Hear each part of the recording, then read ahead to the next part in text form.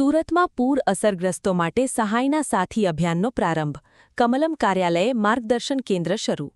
સુરતમાં રાજ્ય સરકાર દ્વારા પૂર અસરગ્રસ્તો માટે જાહેર કરાયેલા સહાય પેકેજનો લાભ વધુમાં વધુ નાગરિકો સુધી સરળતાથી પહોંચે તે માટે સુરતમાં સહાયના સાથી અભિયાનનો પ્રારંભ કરવામાં આવ્યો છે. ઉધના સ્થિત કમલમ કાર્યાલય ખાતે શરૂ કરાયેલા માહિતી અને માર્ગદર્શન કેન્દ્રમાં પૂરથી અસરગ્રસ્ત નાગરિકોને સહાય મેળવવા માટે જરૂરી દસ્તાવેજો, અરજી કરવાની પ્રક્રિયા તેમજ સરકારની વિવિધ સહાય યોજનાઓ અંગે વિગતવાર માર્ગદર્શન આપવામાં આવશે.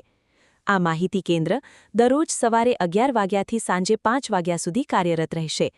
કેન્દ્ર પર આવનારા અસરગ્રસ્તોને સહાય માટેની અરજી પ્રક્રિયા સરળ બને અને કોઈપણ વ્યક્તિ સરકારની સહાયથી વંચિત ન રહે તે માટે સ્વયંસેવકો દ્વારા જરૂરી માર્ગદર્શન અને સહયોગ પૂરો પાડવામાં આવશે.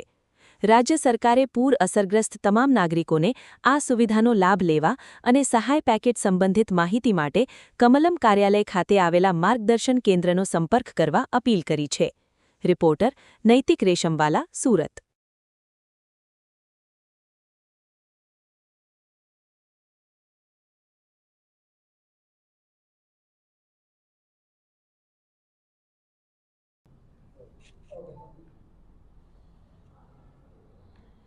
સુરત મહાનગરની અંદર જે અતિ વરસાદને કારણે પૂરની સ્થિતિનું નિર્માણ થયું હતું અને એના કારણે સુરતના જે રહેણાંક વિસ્તારો અને કોમર્શિયલ વિસ્તારોમાં જે આર્થિક નુકસાન ખૂબ મોટા પાયે થયું છે એના માટે ભારતીય જનતા પાર્ટીના નેતૃત્વવાળી આપણી સરકાર દ્વારા તો સહાય પેકેજ અને રાહત પેકેજો આપવામાં આવ્યા છે, પરંતુ એની સાથે સાથે આ પેકેજોને માટે જે જરૂરી પુરાવાઓ માટેની જે કંઈ પણ માહિતી ઉપલબ્ધ કરવા માટે સુરત મહાનગરના કમલમ કાર્યાલય ખાતેથી સુરત શહેરના આદરણીય અધ્યક્ષ શ્રી પરેશભાઈ પટેલ, મહામંત્રી શ્રી કરશનભાઈ, મહામંત્રી શ્રી દુર્ગાપ્રસાદજી, મહામંત્રી શ્રી વિરલભાઈ અને એમની ટીમ દ્વારા આ એક સહાયના સારથી તરીકે એક ઓફિસમાં કમલમ કાર્યાલય ઉપર એક આ કેમ્પેનિંગ ચાલુ કર્યું છે કે જે પણ અસરગ્રસ્ત વિસ્તારના લોકો છે એમને કોઈ પણ પ્રકારની સહાય માટેની જે માહિતી હશે એ માહિતી સવારે 11થી સાંજે 5 કલાક સુધી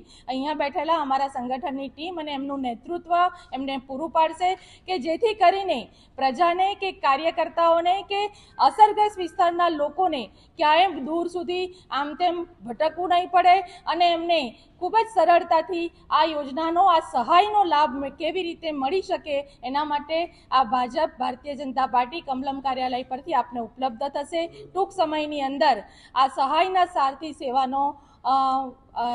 સેવાની શરૂઆત પણ આપણા કાર્યાલય પરથી શરૂ કરવામાં આવશે. ધન્યવાદ.